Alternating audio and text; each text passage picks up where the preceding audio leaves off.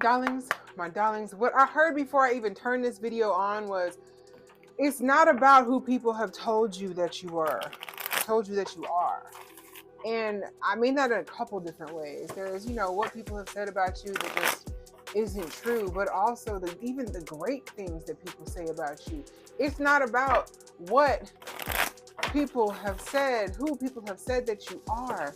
Because some of y'all, we get these readings and it's like, oh yeah, you were a priestess in a past life. Look, Saraswati mastery, 45, Jesus, 45, talking about mastery. She came out reversed though. So it's like, because you're not actually, you are those things. However, there's things that you need to do in order to step into that energy. You know what I'm saying? Like, that one almost flew out too. It's not about what anybody else thinks of you. It is about what you think about yourself and what you are devoted to. Pavarti, devotion. Like, what are you devoted to, my darlings? Because the creative spark, because you are a creative, Bridget, number 8, that infinity looking symbol. Like, you are a creator. I am a creator.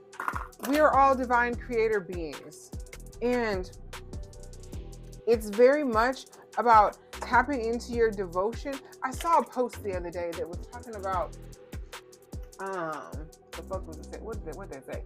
It was like, creativity is the level of honesty you have with yourself. Something like that. And I'm also going to add that your creativity opens up the more devotion you show to yourself. Devotion is love. Like, devotion is moving out of love, because you are the sun, my darling. You are the sun, but sometimes you dim your light because you think that you have to be perfect. You think that all you have is potential, but you get to realize your potential, my darling. You get to bring it into being, but it doesn't just happen by just waking up in the morning. There's things you need to do in order to keep that energy going, because look, you're having this revelation right now. Don't ask me how to say her name. Lazy. But because you're having this revelation about the level of devotion that you thought that you had. They reading me for feels right now, but it's fine. It's not just, see, it ain't just you, darling, it's me. You're having this revelation, this spark, this, again, creative spark. It's catty corner. Their corners are touching because you've been in the in-between. Hecate. You've been in between. There is a space between life and death, or death and rebirth. And that is honestly, I feel like, where that creative spark lives. Now that's interesting that those are right there up underneath each other. And 2 more, good Lord. Hera, alliance. Because now it's time for you and your inner light, you and your higher self, to actually forge and form a bond. And there's peacock feathers up in here. Like, to forge this bond, because you are protected, right? Peacock feathers are significant of the evil eye also. So there's a protection that is around you. However, Hera was the wife of Zeus, I believe. Somebody correct me if I'm wrong, but if he is the god of, the thunderbolt, right? Then I don't know what she did, like what her things were off the top of my head, but she's underneath the sun. And for you to step into this prominent position of this important being that is, it's like second in command, second in power, but not even second in power, but like next to. And I know like that most of all of that stuff was very masculine, and like, oh, Zeus, the ruler of all, but the real power lies with the queen. Look at chess. But honestly, we're gonna go with the divine feminine, even in that energy right there. Like, there's a way that you're going to tap into your divine feminine creative energy, because that's where all the creation happens. my darling. They say the sun is the masculine sometimes, right? The sun is the masculine, or not sometimes, but the sun is the masculine, even though it's Yi, and this is the goddess deck. But it's time for you to step into your feminine and release the masculine. Stop trying to over logic things. Stop it. Like, that creativity is born in the feminine energy, that yin energy. That is where all of the magic happens. Where are our children grown? In the womb. They're grown in the womb.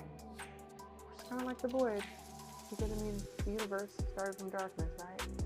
So everything is born through the womb. Everything is born of darkness. I always use seeds and stuff as a metaphor, but seeds literally sprout out of the darkness. Man, I was born in the darkness. Like, you were born in the darkness. We were all born of darkness. Darkness is not bad. Sometimes things need to go underground and get some solitude and go into a cave before they can be reborn. I'm thinking of the story of Amaterasu, and I'm going to look at the bottom.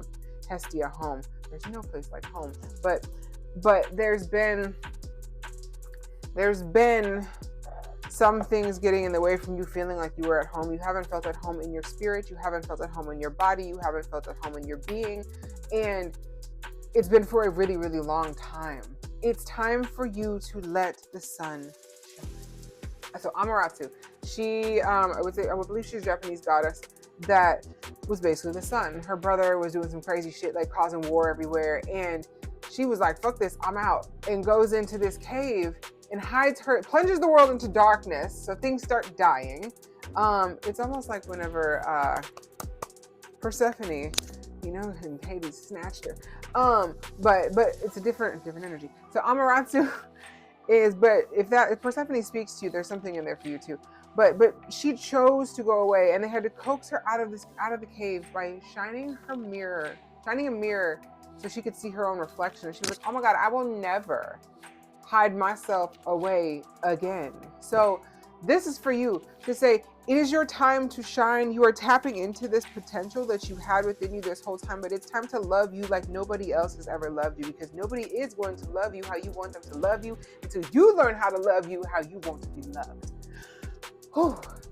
And do that consistently and do that regularly, and that will help you pour into your creative gifts. I was just thinking about this shit the other day, and it's like you're straddling the line of stepping into it and not, and it's time to stop being afraid. Now, let me take that back. Be afraid and do it anyway. Like, courage doesn't come in the absence of fear. Courage comes in spite of fear. It comes alongside fear, right? When you have that devotion to where it is that you are going to become this master, because the world needs you. The world needs what you have, especially right the fuck now.